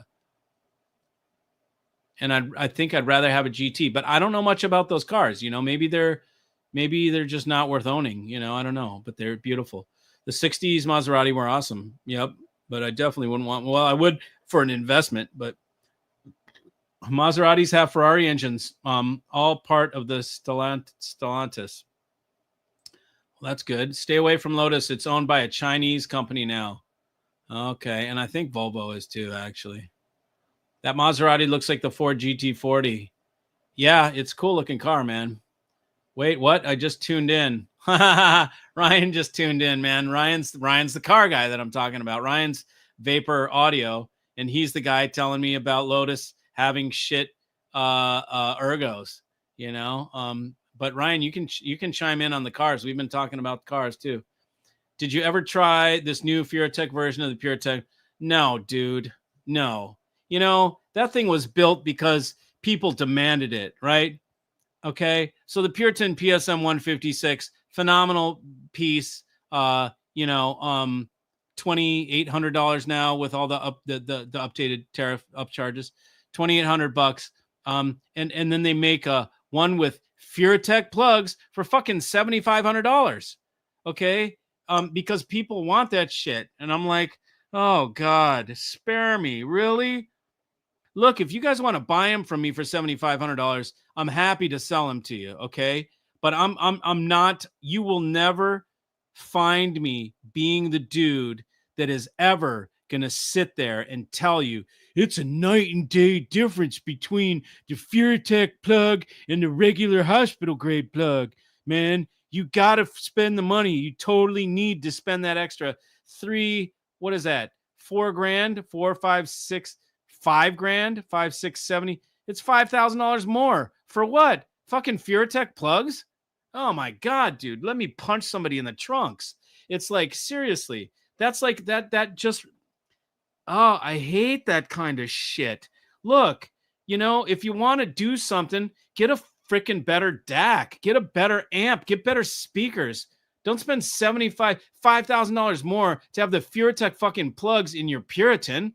How fucking misdirected is your goddamn energy, And yeah, I know, whatever. I swore. But it's like, buy a better DAC, have some balls, get a $26,000 DAC. Don't spend $5 extra grand to have Furatech plugs. Okay. That's my thing. They made it for them. Now, look, people may argue, okay, and here's how I look at all this shit. Okay. Accessories and getting the little nth degree by having all the proper plugs and what kind, what kind of spades are on the speaker cable? It doesn't fucking matter what kind of spades are on the speaker cable, dude. As long as they're copper with maybe silver over them or something like that. As long as they're not brass. And even if they are brass, they still sound better. And look, you know what sounds better? No fucking spade, just a wire. Okay. So all these little things that add up. And this is, there's other people I know that will say, well, you get all the stuff, all the cables and all the things fixed, and then you can use cheaper gear. Okay. I don't buy that. Okay. What I say is spend the money on the more expensive gear where you don't need all those little up things. You don't need the fuses. You don't need the fucking special, quantum bullshit around whatever, man. Buy a better DAC and then the cables aren't going to matter. Buy better speakers. And then the speaker cables aren't going to be that important. It's not going to matter because your gear just trumped all the little extraneous accessory shit. Or you can take the other opinion where buy cheaper gear, buy all the Chinese shit, and then put all your money into cables and fuses and fucking all the little room treatments and all the little shit, man. I'm the opposite, man. Spend more on your gear. Get the broad strokes done. And then if you want to add those little fine strokes afterwards because you've got money burning a hole in your pocket and you just don't have other interests but hi-fi, then fucking A, do it. Buy all the little things. I can bring you down the funnel and do all the stuff. I have gone down the rabbit hole. I've tried all the tweaks. I've done everything like that. In fact, I went so far down the rabbit hole that I invented a fucking connector system for hi-fi that combines XLR and RCA into one connector, and it has no solder and it has no dissimilar metals. It's never been fucking done, and I did it, okay?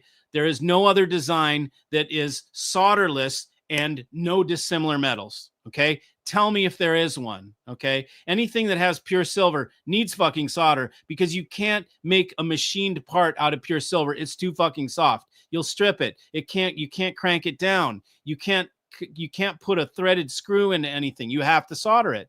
I figured out a way to do something in all silver because I was that fucking crazed OCD hi-fi guy years ago, and I've got a fucking US patent on it. And it's never been done before. And I did it because I went that far down the hole with tweaks and accessories and little connection PCBs and point to point and having and all that shit, And in the end, from my experience, what I determined is buying proper components and matching them well trumps all that little bullshit, And it's just much less it eats less bandwidth. To always have to think of all the little teeny smidgy little granular tweaks eats up brain capacity. It eats up your time, man. Where if you just said, give me a system and give me, Fisher and Fisher, Jeff Rowland amp or Playback Designs front end, all that stuff. You can forget about all that shit. And then if you want to spend time on it, go for it, but or you can get all weird about it and get all into the little teeny things and the little Puritan plugs. Do you need, but I can't have rhodium. I need to have this and I need to have that. No, man. Look at the guys that have been doing this for a long fucking time and ask if any of us care about that shit. Does Mark Levinson? Ask Mark Levinson if he uses Puritan, if he even knows what the fuck Puritan is. Ask Nelson Pass about Puritan. Ask fucking, Jeff Rowland about Puritan. All these guys are going to go like, whatever, dude, use whatever the fuck you want. They're more concerned about the component. So I know that was a totally loaded answer to that. And you didn't ask for all that, but I gave it anyways, because that Puritan, the Puritan Puritan thing is just like a little, somebody just dropped salt in my wound. They made it for the pissant complainers that probably didn't even fucking buy it. They just said, you ought to make it like that. You really ought to make it like that. And these are the guys that don't even, that sit on the, forums and talk shit about what things should have because they're armchair designers, and then they never buy it anyways. Lexus LFA is sick. Totally. I have no idea what the secondhand prices are, but one of the best cars ever made. Yeah, it's really retarded. Diamonds are forever car. Huh? What? Aston Martin Vanquish secondhand is amazing. Check it out. V12 naturally aspirated. Yeah, that thing is pretty sick. And from what I hear, they're pretty reliable. Mikey, can you tell us again about what wall covering you have in your listening room? I just use, I have 1/8 inch natural wool felt. And it came in 60-inch bolts, and I had a wallpaper hanger put it on my room. And then I put in ASC tube traps in the corners, and I have over the window, we made some rock wool things to cover the windows. So I have rock wool and wood and canvas absorbers that go over the window, both windows, so they don't let any sound from the outside come in, and vice versa. Mikey, can you tell it? Okay, yeah, we did that. Aston Martin Vantage V12 or older generation secondhand is awesome too. Might be too compact looking into it. Yeah, they're pretty cool. But again, it's like, okay, so I got $100,000, let's say, to spend. Do I put $100,000 into a car that I can't really drive fast, or do I put $100,000 into fucking crypto, bro? Or like Tesla stock. I'm kind of at a point where fuck the car. Like, I'll buy the investment. And then 5 years from now, then I can go buy your 911 ST, or whatever. I'm kind of not in a point of buying stupid shit. And cars, they're cool, but they're stupid shit. All of it, all this crap is just things, really. I'm more into travel. Think of what you could do with $100,000 for travel, or you could go get a house in another country. I could buy a pretty kick-ass house in Costa Rica for $100,000. My friend used to Lotus Super 7 type kit car with a Hayabusa engine. Yep, the rev to 13,000 RPM. Yeah, that thing's crazy. Those things are retarded. They got to be so fun to drive. Lucas Electronics. Oh, the old one those were Lucas? Okay. Is that British? It sounds like it. If you want the best driving experience, get an Ariel Atom. Yeah, totally. Or a KTM Expo. It will smoke everything. But if you want a GT, it's to be Ferrari 599. Great. Yeah, I like that car. It's pretty. But, again, I buy a car to drive. I don't, and I don't know. Buying an older Ferrari, I'm kind of like, thought about it. You can get Californias. I know it's not a V12. It's a V8, and a lot of Ferrariista or whatever think that California is not, but you can get a California for $80,000, and you got a convertible fucking Ferrari that looks bad as hell. Lucas Electric, positive ground. Those systems ran on smoke. Yeah, totally. I was somewhat disappointed with the Porsche 911S I bought and sold 6 months later. Remind me of VW in those days, and had many more fun and get sports cars. Gotcha. Lucas ignition parts. There you go. Mucus ignition parts. Michael Fremer posted an interview with John Curl last week. Interesting life and guy, but difficult to work with, according to himself. Okay.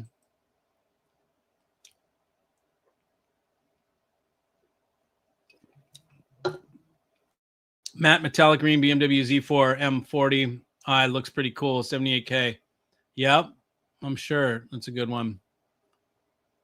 Holder. Porsche is Spartan. Buy me an old 911. Yeah, I don't know, man. I drove in an old 911 the other day and smelled like gas and smelled like old Porsche. You know, old Porsche has that smell, very distinct. And I smell it and I'm like, I'm out. You know, it smells like when I was a kid. You know, why do I want some old antiquated shit? You know, I don't know, man. I don't. It's like the old 911s are definitely like Volkswagens. They feel like them. They sound like them, you know. I like new cars. The used Vanquish is a great road car, smooth as silk and handles well for a road car. That's cool. Hey, Dynamike, what's a great CD, SACD transport? Do you need SACD? I love my Lin Select with organic DAC and don't want to spend extra on a second DAC in a CD player. What is your Lin Select? Is that a transport? Yeah, SACD, dude. You're like, as soon as you say SACD, it puts you into a world of a new world of cost. You know, the Playback Designs is $20,000. That's the best SACD transport you can get because it's designed by the guy who invented SACD. So that's the best one. The Playback Designs. MPT8 stands for transport. MPT8, and it's 20 grand. That's a great one. If you want one for less, buy a used Esoteric, but Esoteric can be kind of not as natural sounding. They can be a little harsh sometimes. You must be on the shit list. No, why, buddy? What happened? Did I miss something? Lucas ignition parts? I don't know. Did I can't remember if I missed something. I'm tired, brother. I'm trying to get through all these comments so I can say goodbye. Maserati is selling very bad lately. I know, that's why they're soft in the market, brother. Haven't seen any MC20 here in Barcelona yet. You see everything else. Sven, I think you should invite me to Barcelona, brother. I think that would be something that I would love to do. Were you no, I don't think you were, Sven. There was somebody else that called me from Spain and said, come visit, Mikey. We'll take you around. I'll take you to visit I don't think it was you. I'll take you to visit the Alcivox guys, the Wadax guys. Like he had all these things lined up. He knew everybody.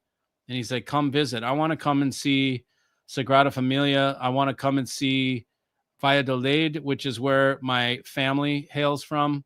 I want to see Spain. I haven't seen. I'd like to see a soccer.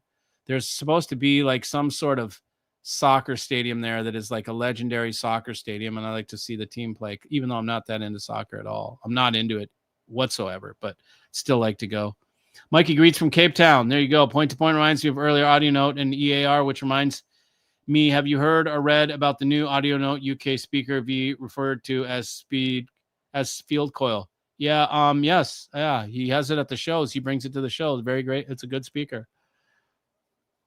Have some Puritan here. A local mate made something way cheaper by hand that sounds better. Agree, Puritan is overrated. Shiite. Yeah. True. We discovered that when we use word Puritan or Andrew Jones, we get cranky Mike. Yeah, there's more, dude. There's more. That's not the only ones. Puritan, I don't care about Puritan, the word, but the Puritan.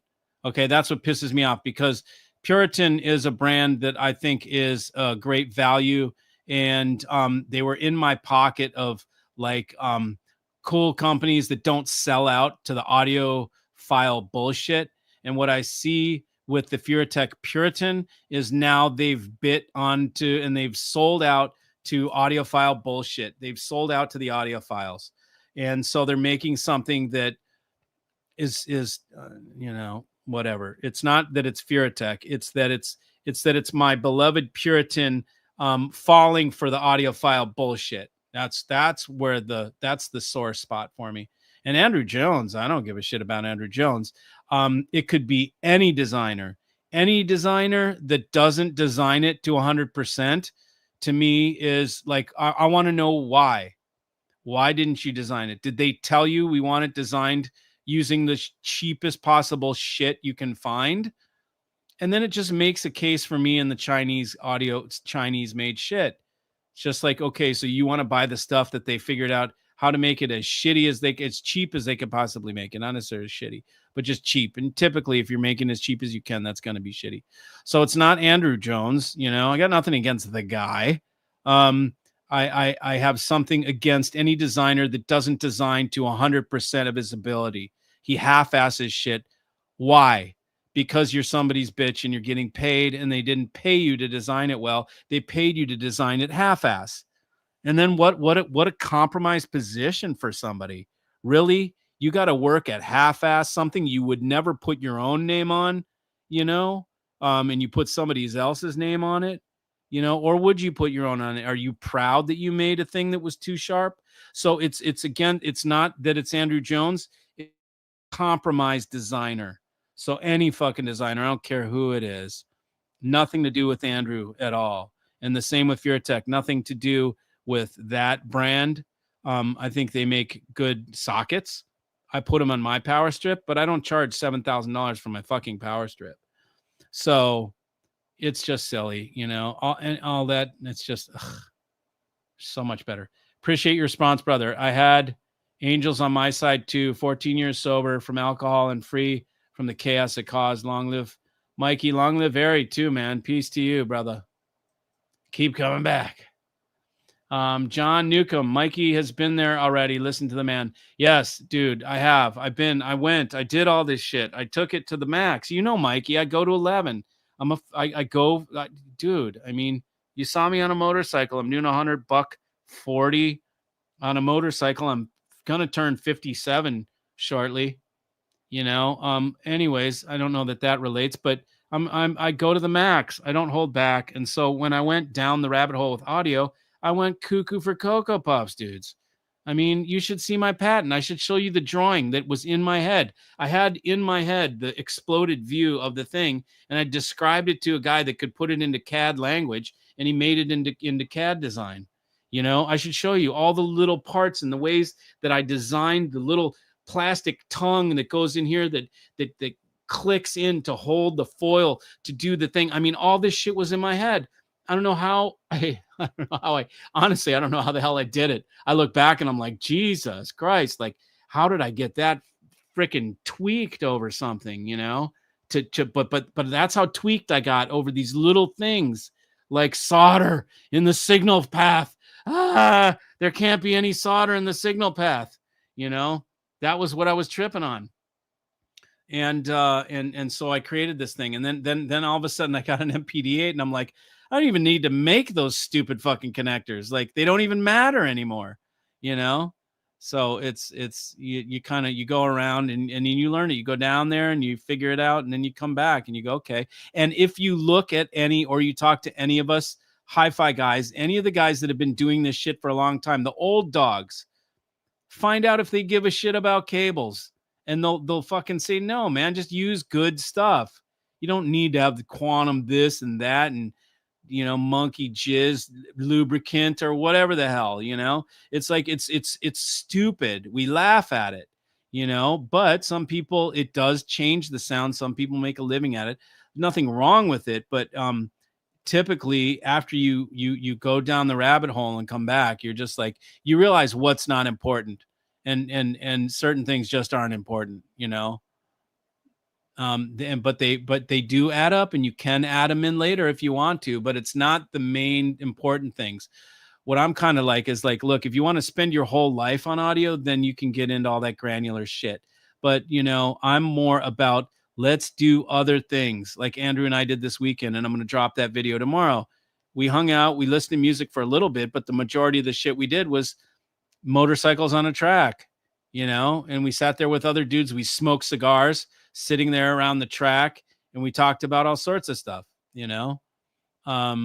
One of the guys that we were sharing a garage with was an ex-Porsche racer. He's had all sorts of Porsches. We were talking all about it. So it's, and he was a watch guy, and he just sold all his Rolexes and whatever. And so we were talking about watches. So typically these things, we share the same interests. If you're into gear, you're into gear. And typically audio guys are going to be into watches, guns, knives, cameras, detailing cars, motorcycles, rifles, and handguns.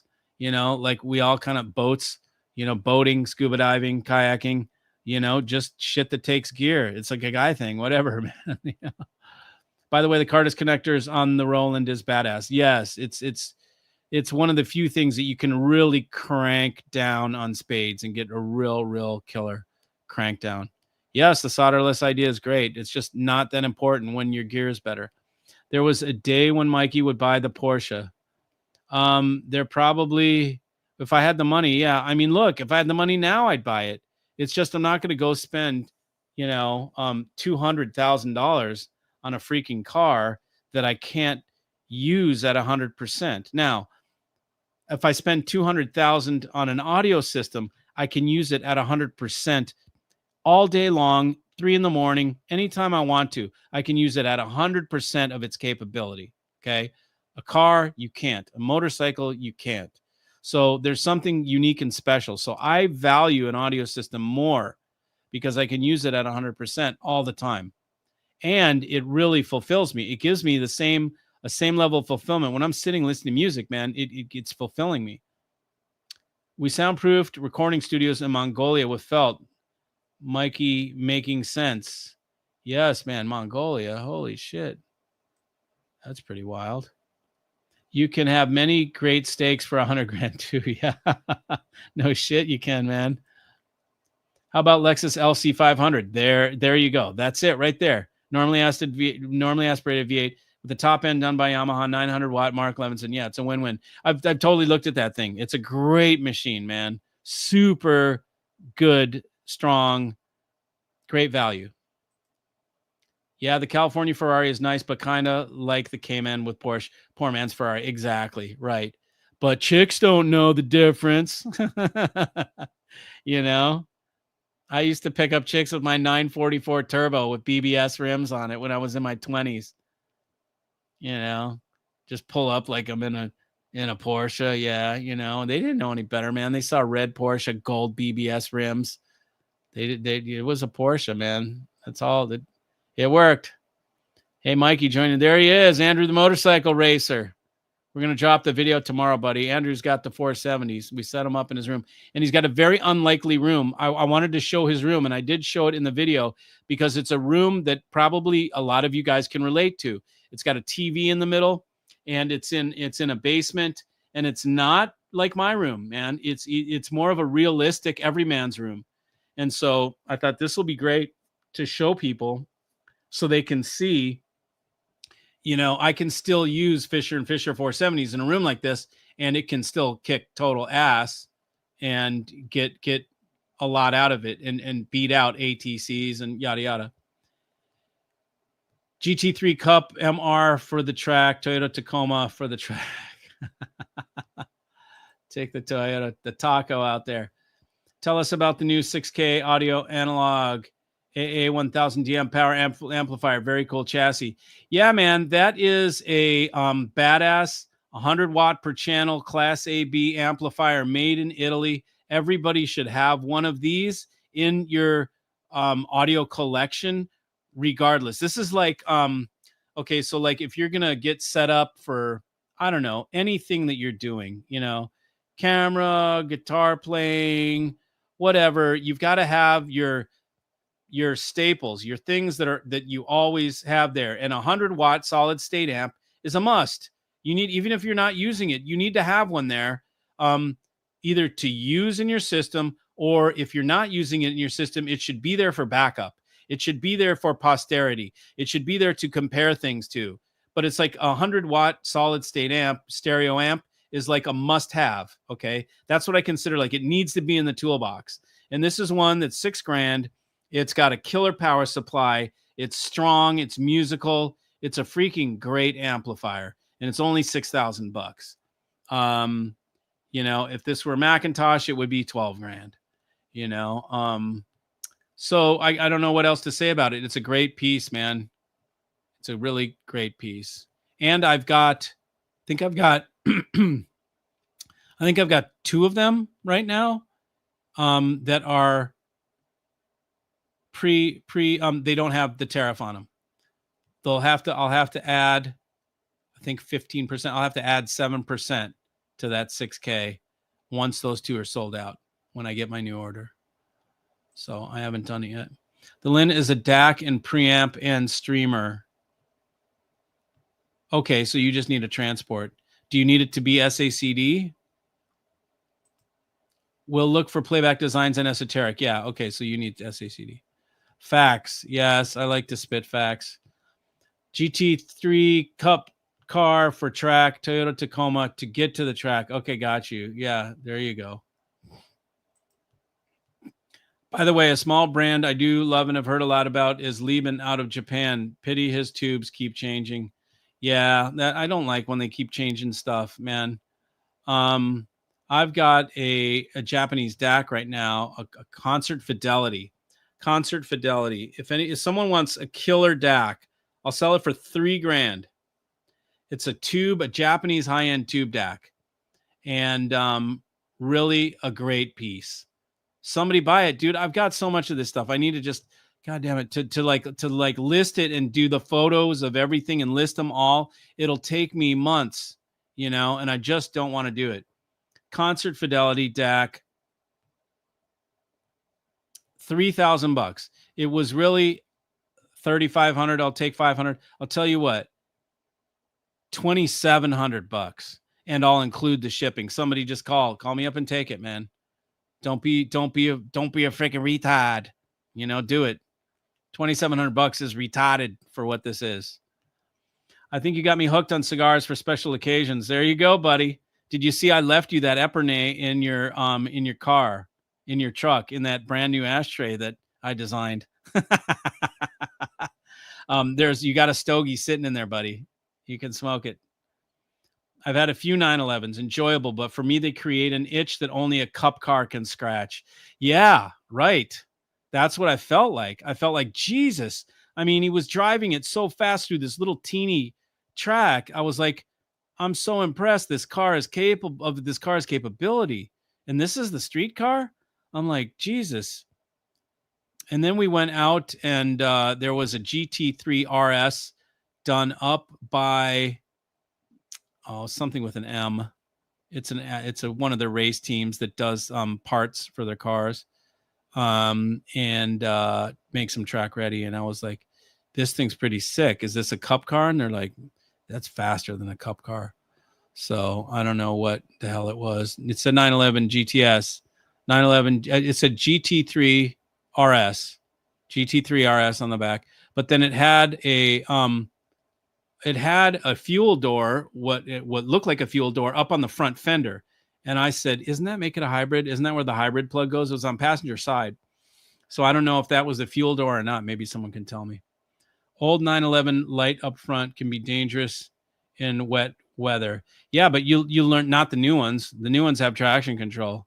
I mean, the one that I drove, we went on wet. They had sprinklers going and a skid pad, and you could fucking floor it. It's 500 horsepower. He's like, stab it, give it all it's got, watch what happens, you know. And then they had this little thing that engaged that would spin the tire for a second and stop and then apply front brake too to keep it from spinning. It was wild, man. You could basically it would almost do like a donut with you just not even holding the steering wheel. And then you could take it off. I got to play with the car with no traction control on, spinning it, drifting it. They let me learn how to like drift in a circle. It was pretty cool. But yeah, the old ones, old 911. What's what you said? Yeah, Widowmakers. Hey, Mikey, saying hi from Trinidad and Tobago. Oh, shit. What do you recommend for power conditioning and surge protector? I'll tell you what I recommend. I recommend that I bring you a PSM 156 personally to Trinidad and Tobago, and I come and hang out, and you feed me, and we go scuba diving. How about that? Do you guys love how I'm inviting myself down to places? But Trinidad and Tobago, dude, I definitely want to go there. I was just in Guadalupe, so I'd love to go further down and go to Trinidad and Tobago. And so yeah, PSM 156, it's $2,800. If you want to work a deal and you want to have me as a guest down to Trinidad and Tobago, we'll make it work. We'll make it work. We'll work audio into the thing. So let me know, VJ. By the way, Satsuri Akal. Well said. People waste money on unneeded things to get the best sound a lot of times. And I blame it on marketing. You guys just get stuck in marketing. You don't know any better. Unfortunately, you think that that the magazines are a reliable source of information, or that the forums are a reliable source of information. All those are just paid advertisements, man. So you're going to go there and try and learn, and then you're going to get pimped. They're going to tell you MoFi source point is 10. 10 is the greatest thing, super great value, blah, blah, blah, best thing. And then you're going to buy it. And then 2 years later, they're going to go, oh, and the designer's going to go, yeah, it was a little harsh, made it a little harsh, but I fixed that. Now you can buy the upgrade kit. Like, don't, dude, you want to kick him in the balls with a statement like that. It's like, thanks. I rode in your Porsche in Chicago during the winter. Bam, bam. Oh, that's Mark. Shit, I didn't put 2 and 2 together, man. Ziggy, this is another Chicago enforcer. I got Mark, between Mark and Ziggy, I got like friggin', 600 pounds of friggin' muscle. I'd have I got bodyguards if I go to Chicago. Paulson, you're as big as a fucking football player, dude. And he shows up in a caddy. What did you show up in, like a caddy or something, dude? You look so mafia when I saw you that one year when we met and you came up for Gibson's. We went to get a steak or something like that. And you rolled up in like a big ass black caddy and you got out and you're just so fucking huge. And I'm just like, holy shit, Mark, you look like fucking total Chicago mafia. Classic. I'm like, man, no problems here, man. We're good. Mikey, back in the day, I had a 1971 911 naturally aspirated 2 to 3 barrel Weber carbs. Manifold was a 2-inch flange with each throat drop down into each cylinder, 136 horsepower. Way not a VW. Okay, he's getting defensive. Okay, that's cool. It's not. I know. It sounds like it kind of, but I know it's built way better. I mean, even at the 356, when the 356 came out and you looked at a 356 versus the Volkswagen, clearly they're different cars. Clearly one's made to a much higher level. Some tweaking good, some silly. A chain is only as good as its weakest link. True. Too Fast and Furious. LOL. Maybe racetrack on your dream ranch, mate. There you go. That would be cool. Let's do it, man. We could have a tri branch, man. We can all hang out, man. Back in the day, Chicago Lakeshore Drive had 90-degree S curve. Nice drive. Who needed a track? Not young. Stupid me. Yeah, exactly. Yeah, Lakeshore Drive, dude, right now, you're screwed if you speed down there. There's cops all over that place, man. Everybody's doing it looks like, like you said, it looks like a great place to speed. I had a Ducati my first Ducati in Chicago, and I can't remember if I sped down Lakeshore. I bought it in Des Plaines, my 750 Paso.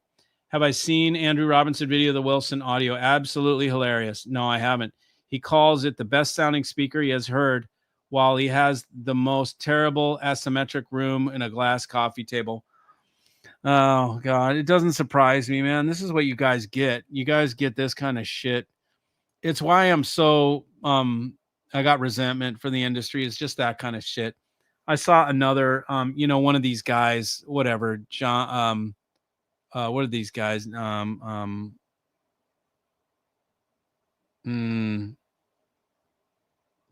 What's there's Harvey, I'm trying to think of these guys' name. Harry Robinson, whatever, the stereophile dude, whatever his name is. One of these guys, right, from that are supposed to be all knowing and whatever. And it shows his audio rack, dude. and his audio rack is stacked up right in front of a breaker panel. I'm like, oh my God, do you know that electromagnetism radiates about 5 feet or more in every direction around a breaker panel? It's magnetic pollution. And he's got his freaking turntable and his preamp and all this delicate shit like right in front of it. I'm like, oh my God, this guy doesn't even know any better than getting his stuff away from the freaking breaker panel. It's like, and these are the guys that are supposed to be Harry Pearson. Is that it? That guy's gone, I think. Who, what these guys are supposed to be the the end all be all, dudes. They're journalists, man. They're not, but that's a surprise about if he's an engineer. You know what happens a lot of times is they just engineer this shit for a company. Somebody pays him. He's like, nah, I'll fucking engineer this shit for you. No problem. Whatever. He doesn't even really care. You look at his room and he's more interested in having a place for the wine glasses and to have, and to talk with guests than he is to listen to music. There's nothing wrong with that, but it just shows you the level of what these guys, some of them, they're not hyper into listening. They just design shit for people because they know how. So that tells us a little bit about it, what you just said. The title of Watt Puppy Review was The Greatest Speaker Ever. No way. Dude, that is like we witnessed a blowjob. We witnessed him blowing, Daryl Wilson or whatever. That's a straight blowjob. That's paid for advertising right there. If you're calling the Watt Puppy, I've heard it. It's nowhere near the greatest speaker ever. It's nowhere near that. The greatest speaker ever. That's a public blowjob is what that review is. It's a shameful public blowjob. Disgusting. Gross. What a tool. Oh my God. A guy just went. He's not even that bad of a guy. He's kind of funny. I've heard him talk, but Jesus, he's so on the take.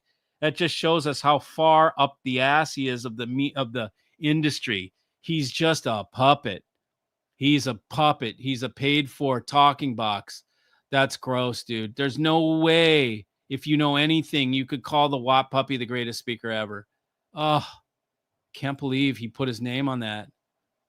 Hey, Mikey, what's up? Andy, I got your cigars over here, brother. I got to send them out to you. I've been gone, but I got your stogies over here. Haha, yeah, I saw that one. Smoked it already while I unloaded the truck. There you go, buddy. Good for you. And he says and explains the sound as if he were in a dedicated treated sound room. Then he has 2 massive sofas in front of the speakers blocking the woofers. Dude, at least somebody picks it up. At least you noticed, Unbelievable. Sounds good, buddy. Okay, VJ, call me, man. You got my numbers at 11stereo.com. And if have you lived there for a while? If you've lived there for a while, you're probably connected in. Something tells me I can get some good Indian food. And that would be really cool, man. I'd love to meet you. Come down there and hang out. Would you sell your Bollinger Grabner in-wall home theater speakers? No, I wouldn't, because then I'd have holes in my walls, and I'm not gonna. No, man, they're gonna stay in here, and whoever buys this place will get them. If I sell it, I have to give magazine staple Absolute Sound credit. Their transition to YouTube is pretty good. Are you kidding me? Is that the Tom guy that talks like this? That guy that talks like this? We have a thing coming up, and it's the that is that. Maybe I'm wrong, but isn't that Absolute Sound? Tom, just like the old dude he's always got a cold. His nose is always stuffed up, and he talks like he's got pudding under his tongue. Whatever, nothing wrong with the dude. I'm just making fun of like the character. I just, I see a cartoon character of an old dude, and that old dude in my cartoon in my head, he's got pudding under his tongue. That's why he talks like that. And his beak is packed up with something. But dude, if you think that shit is good, I don't know, man. To me, it's boring as shit. And anybody that I talk to is like, I can't listen to that guy. He's boring as hell. I can't listen to him. I think us jackasses are better. Me and the other jackasses like me are way more entertaining than that guy. And he's also a paid tool, a paid journalist that gets paid to pimp the brands that advertise in the magazine. That's nothing more than that. M is for Manti. Yep, there you go. That's it. They track mod some Porsches. My GT3 Cup is Manti Racing. Okay, where do you race, man? Do you keep your car at a track?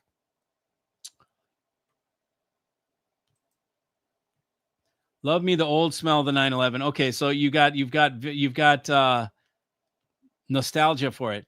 If it don't smell like Naugahyde and fuel, it ain't real. That is what you were connected to. That was when you were connected to the machine.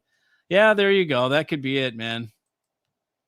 Last question and good night, Mikey. Have you got a jet ski? No, but I do like jet skis over wave runners. Jet skis are fun. As a motorcycle rider, man, the jet ski is like a cool thing. Then that thing is tripped out. It's a lot of fun, but I've got a customer that can do all that backflip shit. He makes his own racing jet skis. He mods them and makes parts for them and shit like that. Look at the Singer Porsche resto mods. Oh, I've seen those, man. They're sick. Absolutely sick. On a prior show, didn't you mention a $1,500 Italian transport? Yeah, $2,000, and it doesn't do SACD. I need one soon myself. Thank you for your time and info. Yeah, it does not do SACD. Yeah, it doesn't put out the, that layer. It will play an SACD, but play you the Redbook layer. $2,000. What's your opinion on the Bach SP, and do you like it? The Bach X SP, I think, is made for rooms that you don't want to passively tune. If you've got a fucked up room, or if you just have a room that you don't want to passively tune, then Bach SP can do it. It does all the room correction for you. So it makes up for room acoustics. It corrects it in using DSP. When I listen to it, I've heard it on a laptop computer sound cool as hell. And then I've heard it in an audio system sound like it didn't sound natural to me. So I've heard it both sound good and both not, in different systems and different configurations. So I'm not saying it can't sound great. And I also have some customers that really like it, and they use it with the MPD8.